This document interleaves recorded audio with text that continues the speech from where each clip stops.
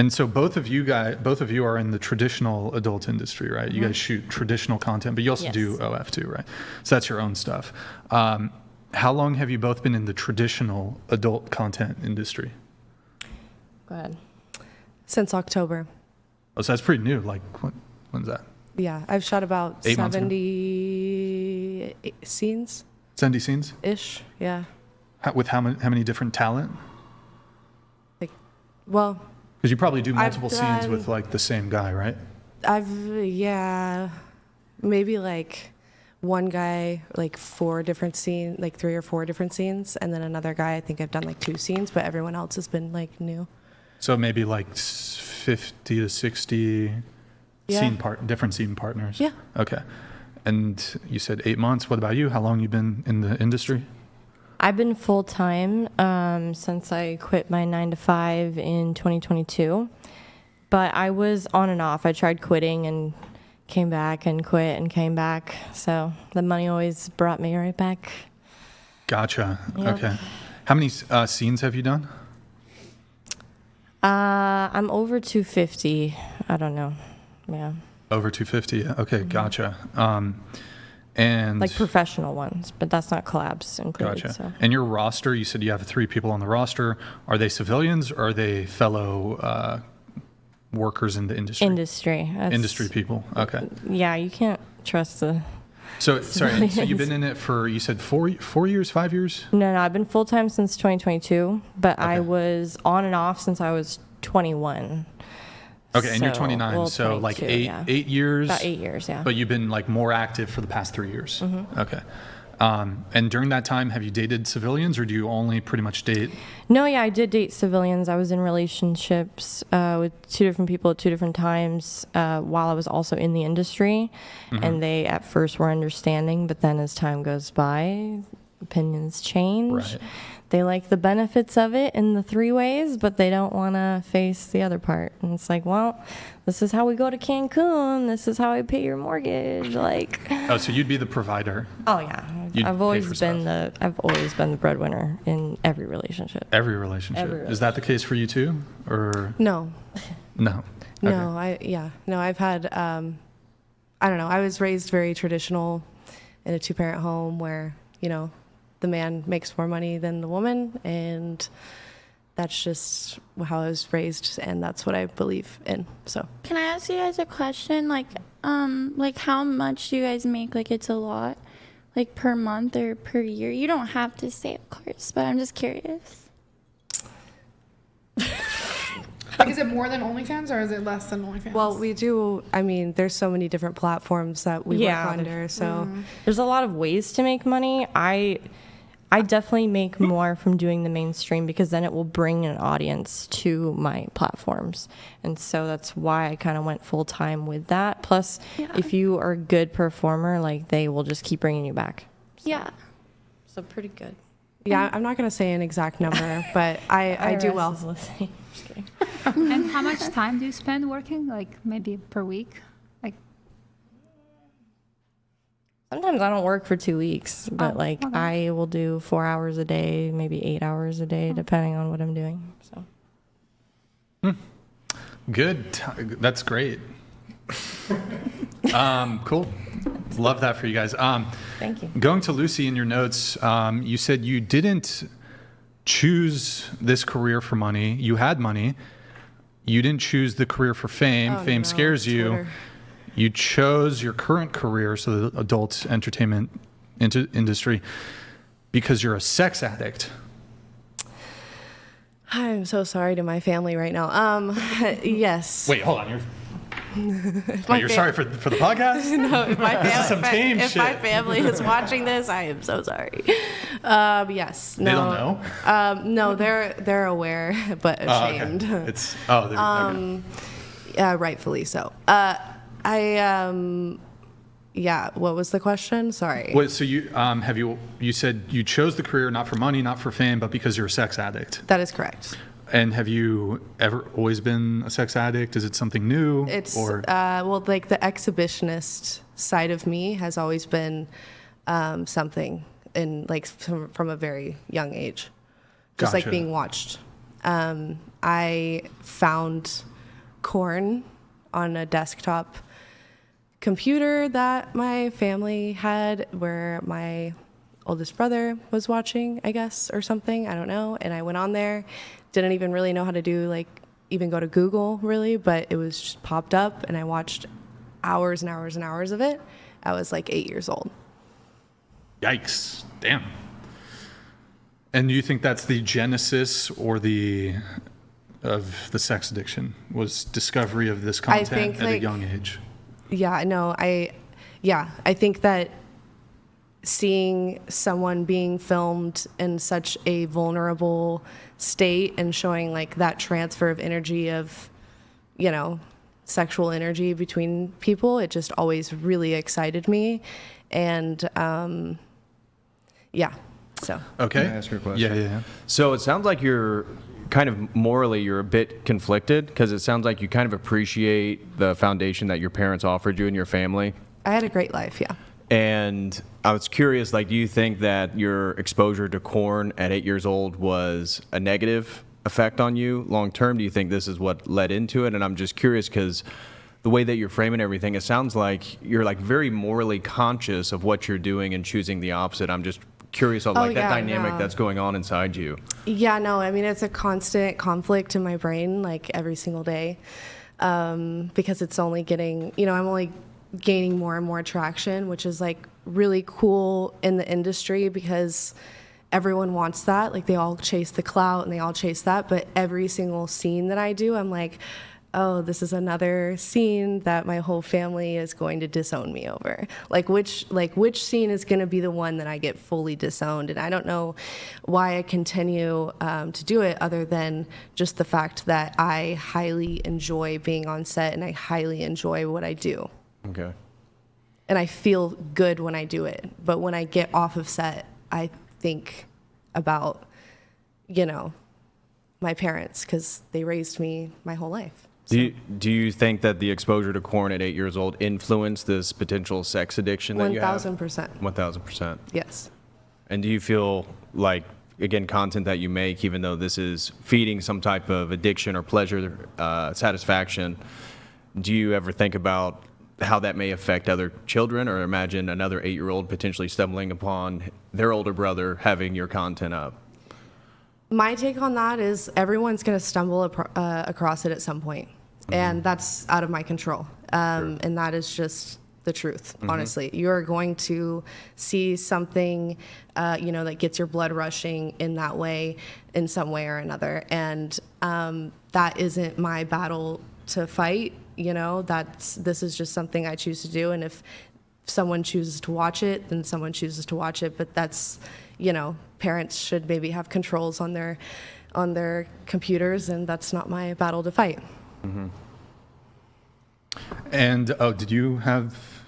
No, I was just like, agree. I thought you wanted to come in. Wait, so I'm just curious on this. So, at what age did you start having sex? I lost my virginity when I was 12. Yikes. Is that junior high? I was in middle school. I was playing Pokemon cards and shit. Fucking game, Pokemon Red and shit. Pokemon Blue and shit. Some people grow up differently. I was like a little skater girl back in that Was time. it also A 12-year-old? like Yeah, I was like all into skateboarding because my older brothers were like all into like dirt bike and like skateboarding and just like that kind of lifestyle. So I got into that. They were a lot older than me, so I was like, Were they of legal age? I'm just curious. the For guy, the first one that took your virginity. he was in high school, Okay. sophomore. yikes? How'd you meet Going him? around the table, I'm just curious.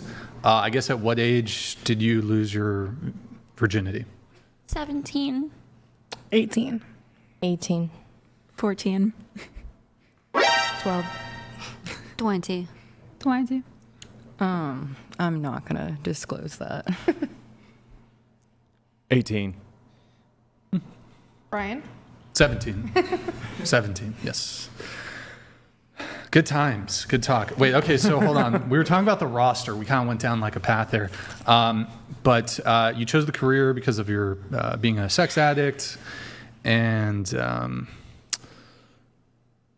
question, by the time, because you said the body count when you revealed it to your boyfriend, but you felt bad about it, it was 150 and you were like 19, was it? Yes. By the time you graduated, like the day you graduated high school, what would you say your body count was then? It was like, that's when I, racked up that many, because I met my boyfriend of that time, right after high school, like right after I got out of high school. So it was like I basically hit, every person I could possibly get in high school. Wait, you hit every yeah, like person not you like could hit, but like, Yeah, no, I know I what you got mean. with, sorry. How big was the high school? I think in my graduating class, it was like 2,000, 2,200. So, Pretty big. Thought you were gonna say did you 150. did you try I to grew up, like, in avoid the was suburbs, there like, I a don't know. rival high school that you're like, shit, I can't Oh no, deal I with, didn't like, just do my school. Like I went to like the district. school district branching out and shit. Okay, that's cool. And they can all vouch for that if you're listening. Wait, so did you walk for graduation? Did you do the whole gown and cap or whatever? No, Okay. Did you graduated or No. you just dropped out? I got my GED. Oh, okay. So let's say the day you turned 18, what was your body count?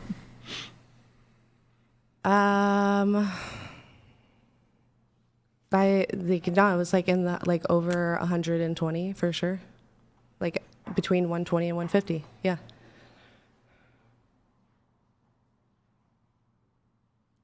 And I never got any STDs, so my friend's older sister was correct. About the sleep with them? and Yeah, because Because everybody is young and less likely to have STDs.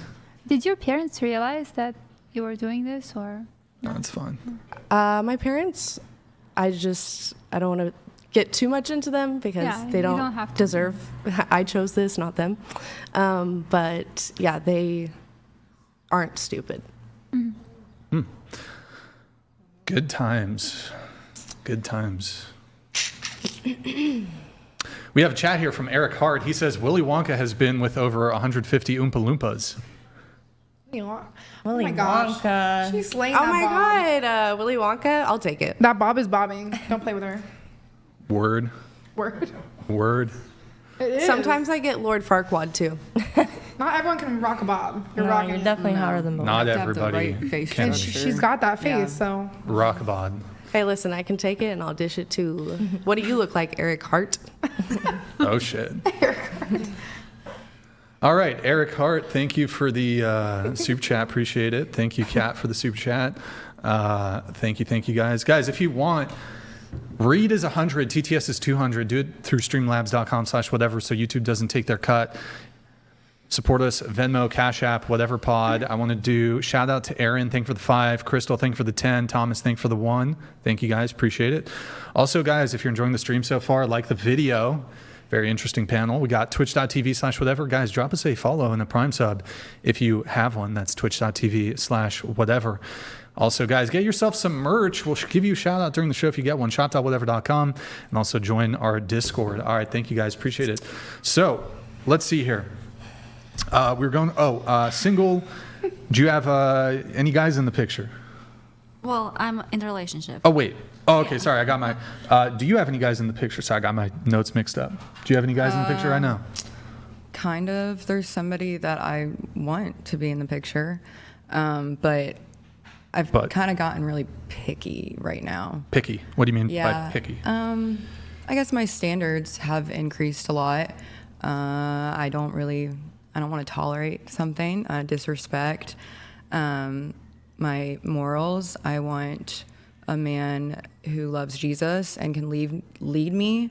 And I want to get married. And I also want them to understand and respect the fact that I'm a birth mom.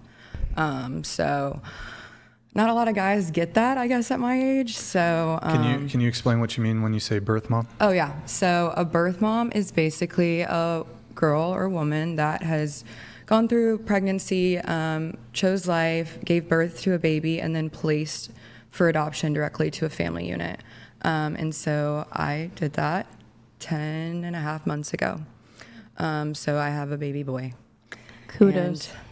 Uh-huh. I said kudos. Thank you. He is beautiful, happy, and healthy.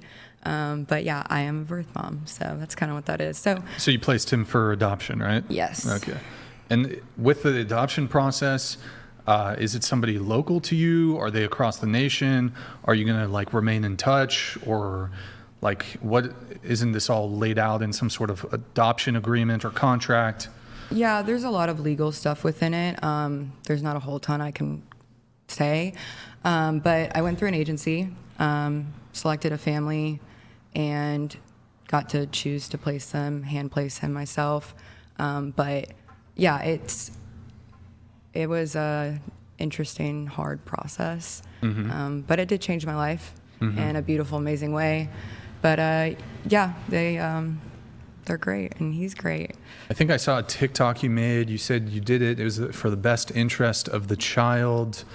Yeah. And you also said that you found yourself pregnant. Yeah. The phrasing there intrigued me. You found yourself pregnant. Well, It wasn't planned.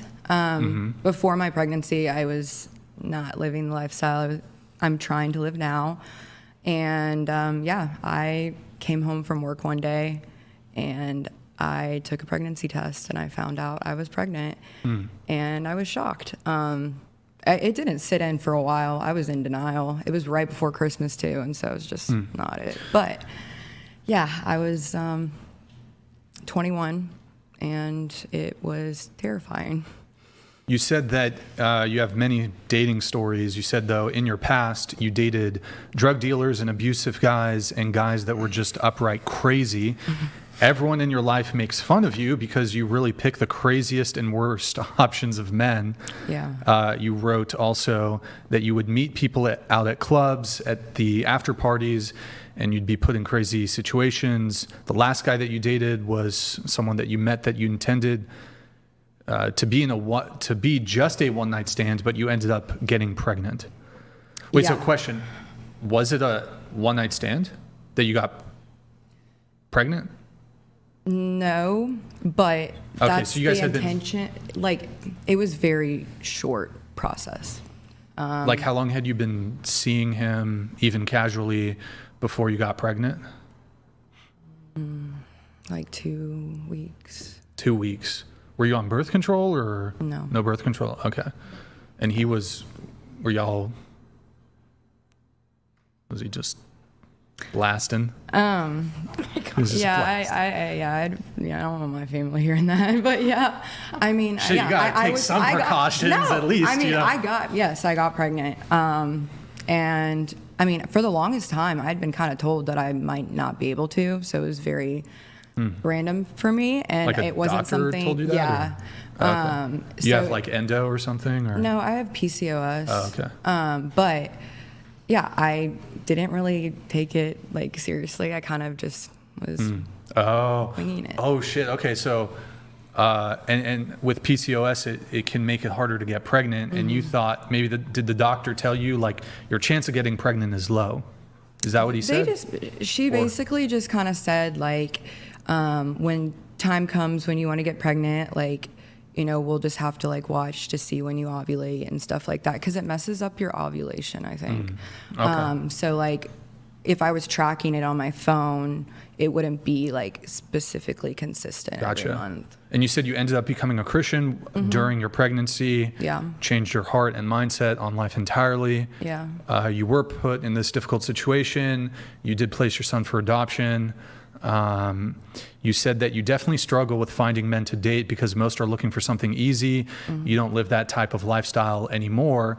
You've changed your perspective on life, becoming a Christian and trying to find someone to marry and have a family with. Yeah. What denomination of Christian are you? Non-denominational. Okay, gotcha. And so are you waiting for marriage before you get frisky with anybody else, or what's your position on that? Yeah, I mean, I would like to. Obviously, once you have sex, it's really hard to not.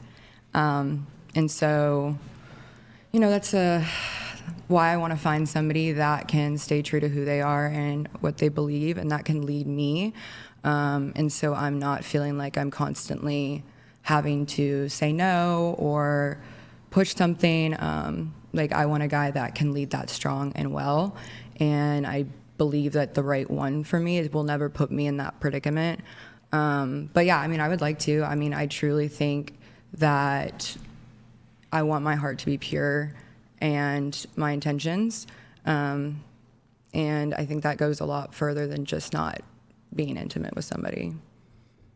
So it's like you're dead set on that, or what? Yeah. Okay, gotcha. But it sounds like you found it hard to navigate that as it relates to dating, because maybe men hear about your past experience, or Yeah. you relate to some degree about your past experience. You had a son, and they're like, I don't know, Is Yeah, that- no, I mean, it's definitely one of the things that is always a hard topic on a first date. Most people that I have shared it with when I go out with them take it really well, or they don't understand and they kind of think it's like not a big deal. I think that's like the one thing that like bothers me the most, and it's like aggravating when people treat it like it's nothing. It's a child. It was a human being that grew in my body for 10 months. And, placing him was not easy. Or like when people say, oh, you just gave him away. I don't like that either. It's placing. And most guys like either take it really well and they're very respectful about it, or it's the complete opposite. And then I don't give anybody the time of day after that. So. All right. 'Cause Also, go ahead. I was just going to say, because it will forever be a part of my life. And so I need somebody that's going to honor, respect that, and, love my son even if they don't ever meet him. You also said that you wanted to talk about purity and redemption. You used to think purity was a status you either had or lost, Yeah. but now it's a daily decision to honor God with your heart, body, and boundaries, and that His grace is big enough to redeem any past. Do you categorize yourself as a born-again virgin? No. No. Okay. I don't really think that's a thing. Okay. I mean, because I do believe like I'm born again into salvation, and that, my old past has died with the past, and I'm living my new life now, honoring the Lord and walking in obedience. I think purity in that standpoint is intentions behind anything I say, anything I do, how a relationship is, friendship-wise, family, a serious like relationship with a man that I would want to marry. I think it's also internally, like I want to be pure to God. I mean, in the Bible it says, "Blessed are pure in heart, for they will see God," and like that, I want that, and I don't want to have to take account one day from my life and say that I didn't uphold and honor that. Even though it is hard, and I will never be perfect in that department, but I will always do my best to walk in obedience with that. And go ahead. I was going to say, does that include like this new journey with Christ? Are you going to be voluntarily celibate until marriage? I mean, I'm just curious about the degree to which you're approaching relationships in this new light of Christianity and trying to find a man. Obviously, talking about your story, that's a difficult conversation that you've been having with people. But I was just curious about sexual relationships, again, trying to find a man that's willing to commit and be that leader and provider that's Christ-centered. Does that also include like being voluntarily celibate and making somebody wait? Yeah. That's ideally what I would want. I would want someone too that at least has somewhat of the same mindset in that way, because I also believe that nobody's ever going to change for someone else. If they don't do it for God or themselves, what makes me think that they're going to do it for me? So that would never be something that I would want to pressure or push onto somebody, because it wouldn't last. And I would want them to honor that with their own heart and mind without somebody having to tell them to. Would you feel it would be unfair if a guy who perhaps was initially interested in you but he heard about some of your past. Let's say it's a Christian guy, and he determined because of your past, he didn't want to date you. Let's assume he wasn't rude about it or anything, but would you think that this is unfair? Would you take issue with that in any sort of way? I guess like it would depend on the situation of what would bother him. I think that everyone has the right to say no and reject somebody. Within, I guess, a Christian's perspective, I don't believe we should judge people for their lives or their past. Why I'm not going to be the first to throw a stone when I know I've done the same thing. So I don't know. I think if a guy were to say that, that is his right, his opinion to do that. And that also just shows that he wasn't the one for me. But it wouldn't bother me because, I would also consider things about somebody else's past as well. But I also do know that because I'm walking in a new path, that life doesn't define me. It doesn't own me, and it has no control over who I am and whose I am. And so, if he is looking at me for that, then I would maybe question, his relationship with God. Well, I'm not an expert on Christianity, but we do have an expert somewhat in PhD, religious studies. Yeah. So question for you, Patrick. So my understanding is whether it's like a past of promiscuity or, we have some OnlyFans people here, if they were involved in sex work or, whatever it may be, anybody can be saved by Christ is my understanding, but men do not need to then disregard women's individual baggage and marry them. And these two things are compatible under the Christian faith. Is that correct? Yeah, I would agree with that. I mean, the church, it's a hospital for souls, so it's not like we reject sinners. Everybody can be saved and everybody can bring the baggage. The point is to pick up your cross and follow Christ and try to get rid of that baggage and become more like Christ. But in regards to things that we do before we kind of make that transition or try to live our lives in that light, it all has consequences. And I think that that's the delineation here, is that there's consequences to our actions, but it's not that you can't be forgiven or be the ideal person that you choose to be in the future. And I think that delineation can be difficult to talk with people about because, if you are a man of high status and you have good values and you're ready to get married, it's important. Like choices that people make and the consequences that come with that are important because you're sharing a life together.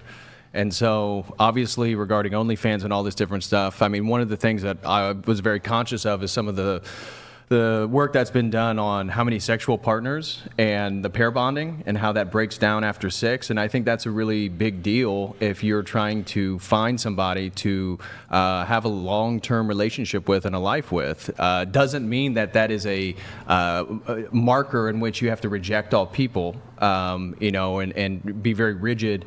But it's a real conversation, and I think that's difficult to have with people. Is like, hey, I know that maybe the man that you're looking for has the qualities you're looking for, but also there's a conversation here, and him trying to live his life the best way means that he should have some say in the type of people that he chooses and who he's going to build his life with and who's going to be a great mother and steer his household. May I ask you a question? Sure. Do you know who Nala Fitness is? Yes, I do. So I'm like from the same agency as her, and I have the same manager as her. Uh-huh. What do you think about her? Because, I would like to do that one day, transition out of OnlyFans and get married. Mm-hmm. What are your thoughts on her situation? My thoughts on Nala is I think it's great that, again, she claims that she found Christ and she's turning over a new leaf.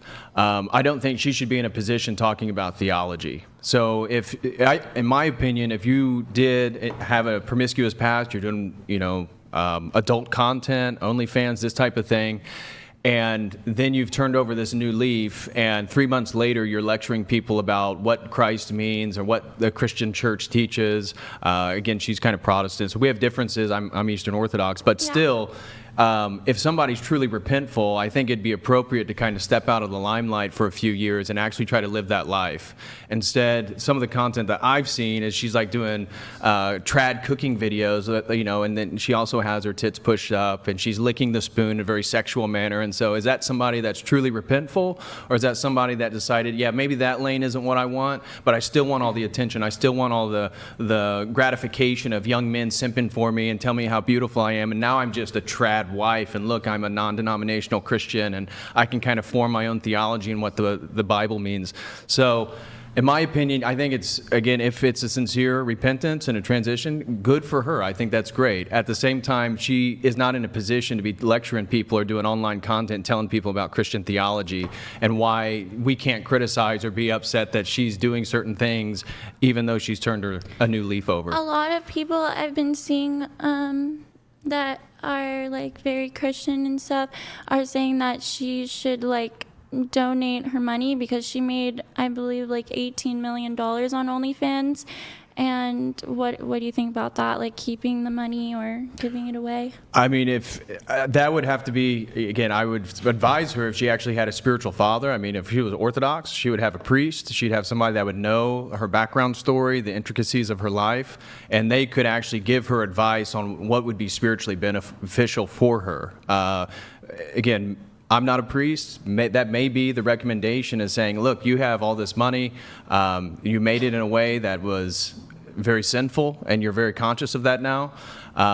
Could you do something beneficial with that? Or, she claims that she lost a lot of it through taxes and all this different stuff. So I don't know her financial situation. I don't know what would be most beneficial for her soul and her spiritual state. But I would imagine that, figuring out how to use that money in an appropriate way that reflects this new lifestyle that she claims to be living, yeah, I think that would probably be the more ideal version to go.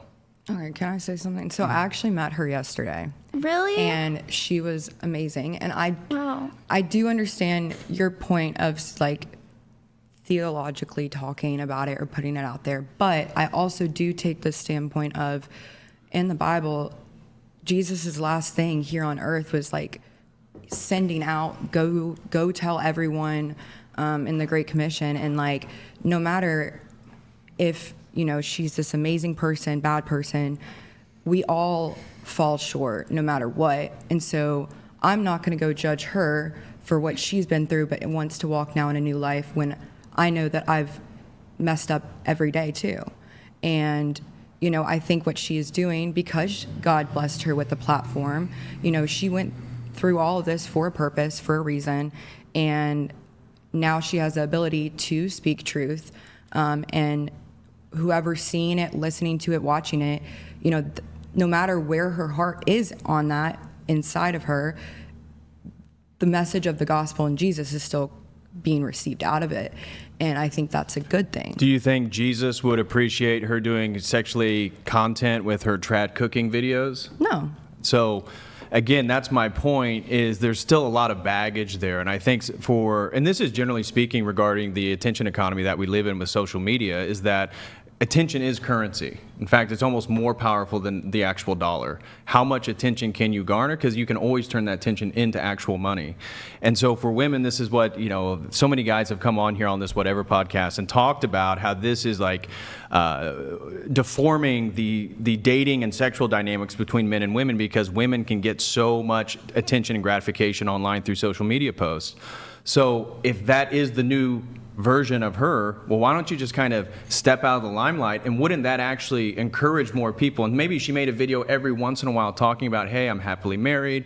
Hey, now I found a man that actually supports me. Look, this is what I'm doing. This is where I'm at in my journey. Okay, great. But still constantly feeding the attention economy, now in a new grift in a way. Again, I don't know her heart. And God bless her and her husband. I'm not here to condemn anybody. Have you met her? No, I've never met her. Well, I mean, her heart was pure in this. Okay.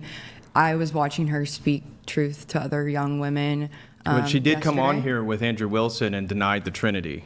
And so that's my Okay. point in regards to like, just set it out for a little bit. Like, Yeah. why don't you actually adopt the lifestyle and the worldview and get comfortable and learn what it is that you're actually participating in before you come on the whatever podcast as a born again Christian and like make like obvious elementary mistakes on what it is that we believe and who are we worshiping.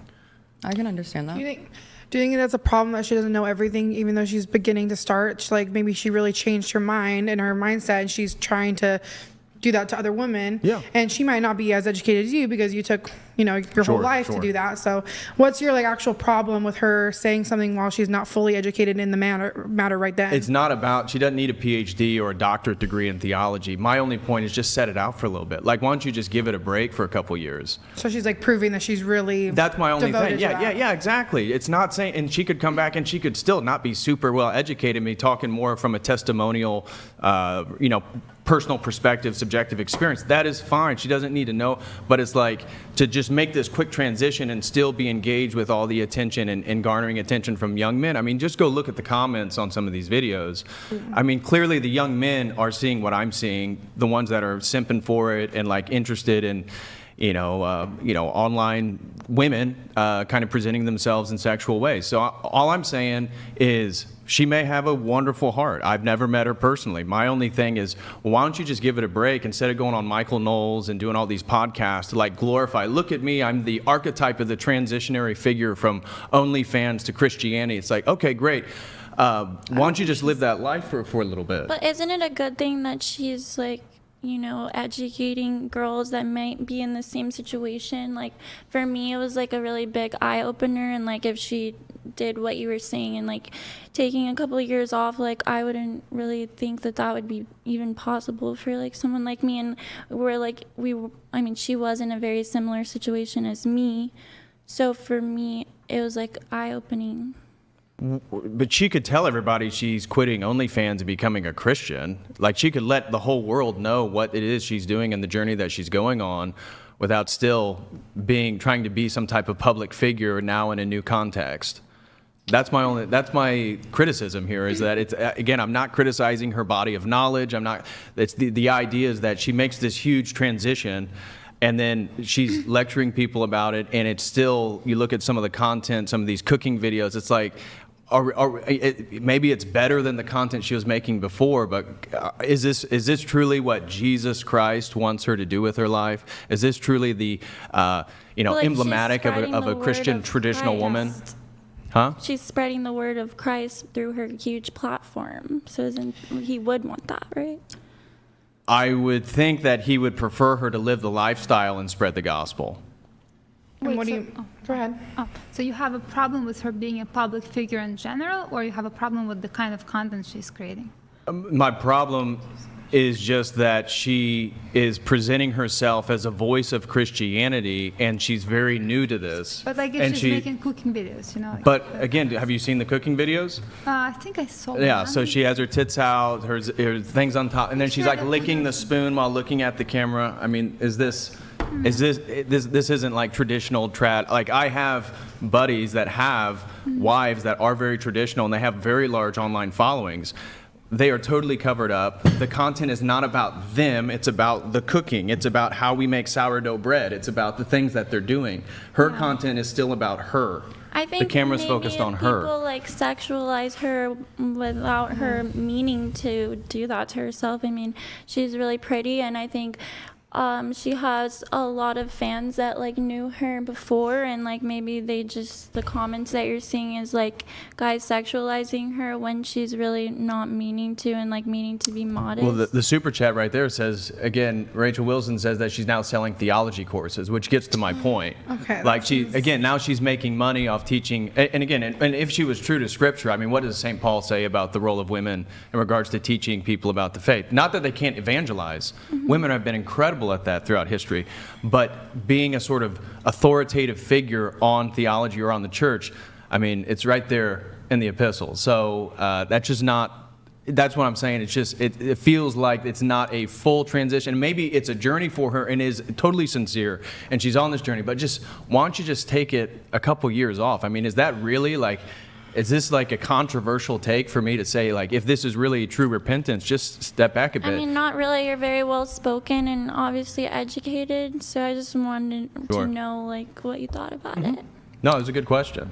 It's not a crazy view. It's more like, I feel like as a woman doing it, like and she did do sex work, so that's why she's viewed still in a sexual manner.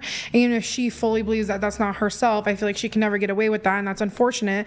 But I feel like that's why I was asking that question, because if it was a man doing it, you know, he doesn't have boobs to show, and you know what I mean, maybe she's an outfit that shows that, Right. but is that her intent, or is that what you're, you know, seeing from that video? That's what I'm seeing, and that's what I just observe as a third party. Look at the comments. I mean, Yeah. look at what the guys are And saying that are she'll watching never be able it. to get away from that, and that's what's sad. But she could cover herself up. I mean, like, again, like lowering the sweater, so you, and then making sure your tits are pushed. I mean, you could obviously not do that. And again, you can Yes. make the content about the thing you're doing. Go ahead.